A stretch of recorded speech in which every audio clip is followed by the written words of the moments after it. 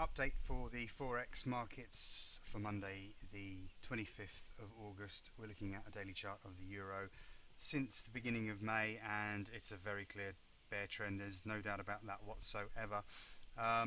Getting oversold, and we have tested important longer term fib support at the 132.45 area.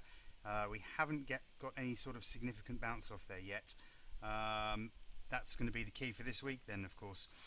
I'd hope for something a bit more convincing. We did manage a nice bounce on Thursday, but Friday we started heading lower. We haven't quite hit our stop level yet. We're holding above 132.10, but that candle on Friday certainly doesn't look very helpful.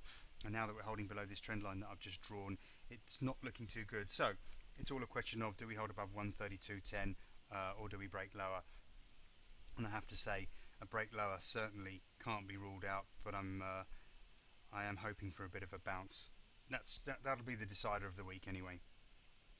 If cable's anything to go by, then the euro will continue lower, because cable hit some important fib support as well around the 166 sort of 30-15 area last week, having broke below the 100-day moving average, which you can see was really working quite nicely as a level.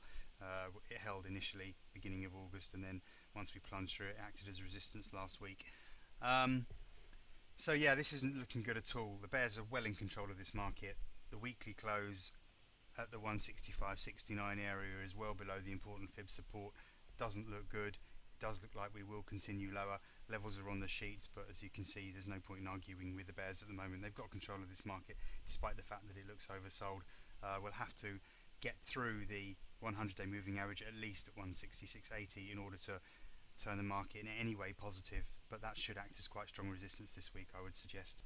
The Aussie is developing a range now. It's trading its levels quite nicely, at least.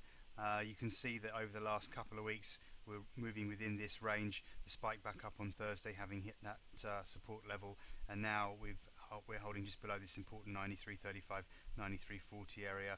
Let me see, Friday we topped out at 93.29. I think that was pretty much as expected. So we've got this trend line here, and we've got this trend line here, and the 200-day moving average. So that whole 93.30, 93.40 area is the top of the range, and the question is, will we hold below there?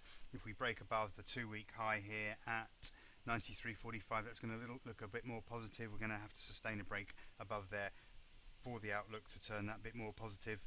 I've got a feeling we're going to hold within this range a bit longer, so trade the range until it breaks, and the more shorter term levels are of course on your reports.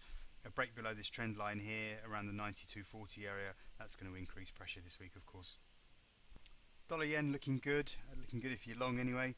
Once we broke above this trend line here, as you can see, we rocketed. We've hit all our targets for last week, got as high as 104.18, which I think was one of our targets after we got to 103.90.